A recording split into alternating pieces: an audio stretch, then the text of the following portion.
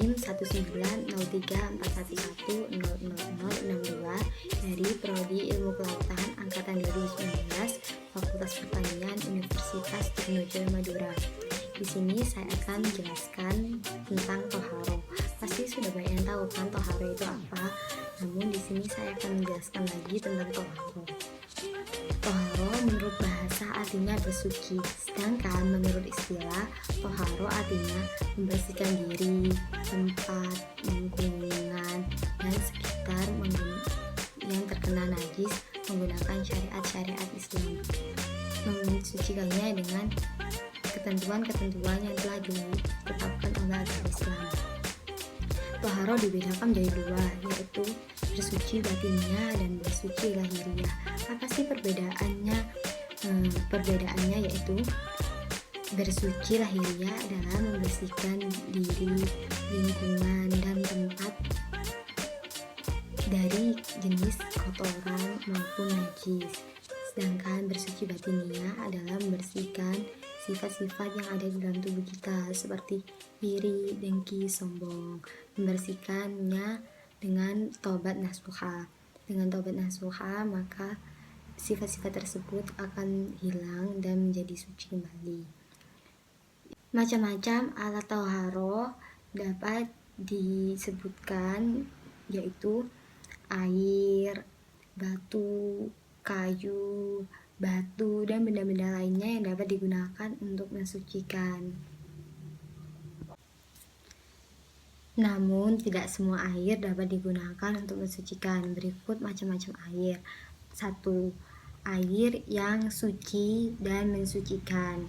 Contohnya adalah air sumur, air sungai, air laut, air payau, air hujan, air embun, dan air danau.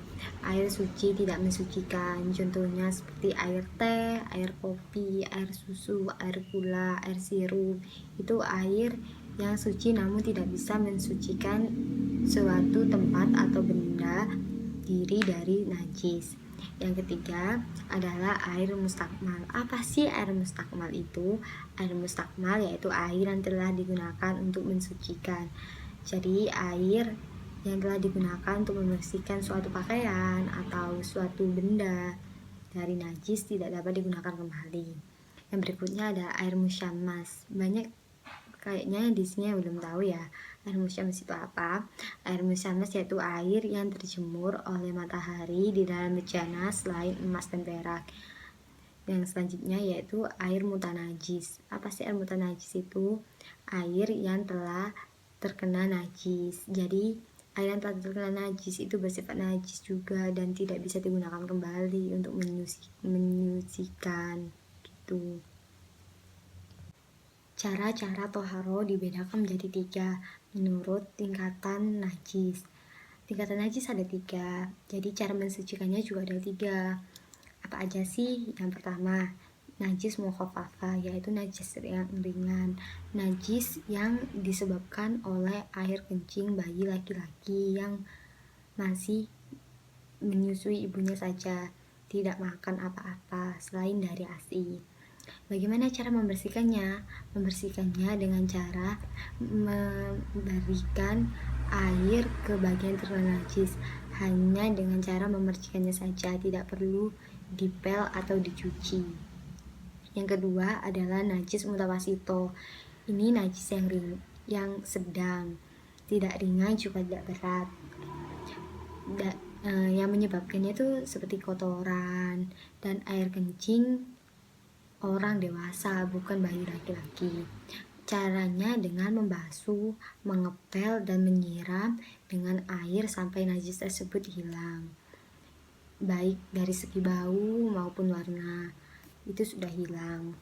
Yang ketiga yaitu najis yang berat. Apa najis yang berat itu? Yaitu najis mughallazo. Mughallazo termasuk najis yang berat. Apa penyebabnya? Yaitu air liur anjing, babi, maupun tempat-tempat yang telah ditempati oleh anjing maupun babi. Bagaimana cara mensucikannya? Mensucikannya dengan mandi 3 kali. Jika itu terkena di tempat, maka dibersihkan sebanyak 7 kali dan salah satunya itu menggunakan tanah. Dengan cara seperti itu, maka tempat itu atau badan akan menjadi suci setelah terkena air liur anjing. Terima kasih, sekian penjelasan dari saya. Bila ada salah-salah kata, saya mohon maaf. Wabillahi taufiq wal hidayah. Wassalamualaikum warahmatullahi wabarakatuh.